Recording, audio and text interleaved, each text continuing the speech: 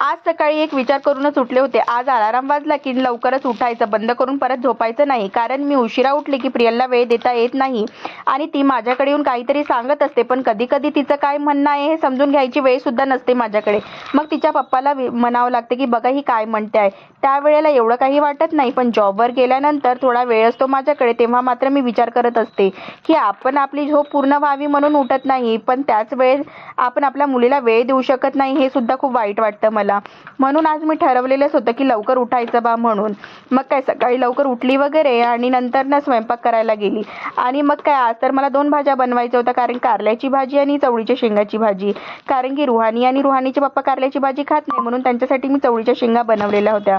आणि पटकन असं एका साईडला कुकर पण लावून घेतला आणि पोळ्या सुद्धा बनवून घेतला. आणि नंतर ना पटापट सगळे कामं सुद्धा आवरून घेतलेले होते. त्यानंतर ना आज बाहेर खूप सुंदर असं वातावरण होतं, तर मी ना मस्त अशी झाडं वगैरे बघायला गेली होती. त्यानंतर ना आज अपराधीच्या झाडाला खूप सुंदरशी फुलं लागलेली होती. खूप चांगलं वाटत होतं आज ते झाडाकडे बघून.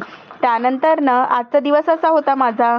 जर खरंच तुमच्या घरी पण कारल्याची भाजी बनवणार तर दुसरी भाजी बनवावं लागतं का, मला कमेंट करून नक्की सांगा. भेटूया नेक्स्ट व्हिडिओमध्ये.